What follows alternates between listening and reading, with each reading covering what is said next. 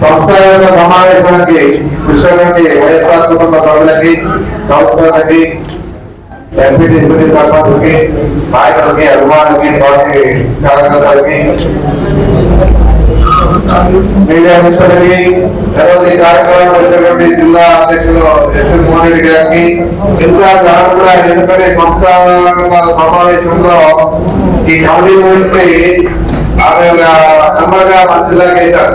Observer గా శ్రీగారెడ్డి గారికి, MLC గారికి కూడా మిత్రులకి అందరూ కూడా ప్రత్యేకంగా ధన్యవాదాలు తెలియజేస్తున్నాను. పార్టీ చాలా ఇంపార్టెంట్.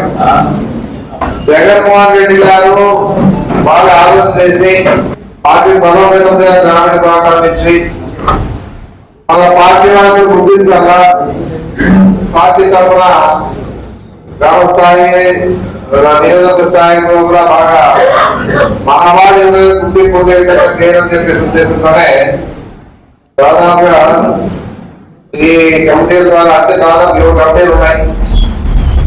రైతు committee, youth committee, SC committee, BC committee, media committee, minority committee, మహిళా కమిటీ, ఇవన్నీ 7 కమిటీలు వేస్తే దాదాపుగా గ్రామాల్లో 3 మంది అవుతారు.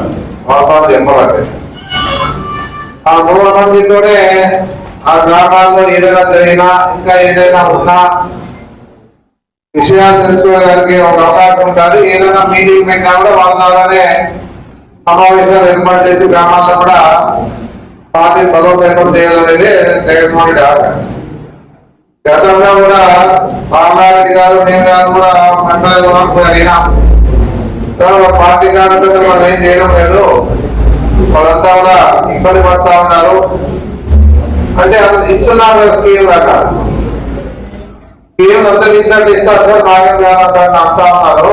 అందరికి వస్తాయి, టీడీకి వస్తాయి, కమ్యూనిస్టులకు వస్తాయి, మాకు వస్తాయి, అది కాదు అవసరం నాకేం చెప్పేసి ఆయన ఏమంటారంటే మొదటగా మన ప్రభుత్వం వచ్చింది, మొదట్లోనే ఏదైనా కానీ మనం అన్ని విధాలుగా పొరపాటు చేస్తే మళ్ళా ప్రభుత్వానికి ఇబ్బంది అవుతుంది, దాని గురించి ఆలోచన చేసి చేస్తామని చెప్పేసి మాట్లాడుతున్నప్పుడు మేము ఊరికేయడం ఏదున్నా కూడా నాకు అర్థమైంది ఏమంటే మన నియోజకవర్గంలో వాస్తవంగా చెప్పాలంటే మన పార్టీ కార్యకర్తలు కూడా ఏం చేసుకోలేకపోయినా వాస్తవంగా చెప్పాలంటే ఈరోజు అది అర్థమవుతా ఉంది.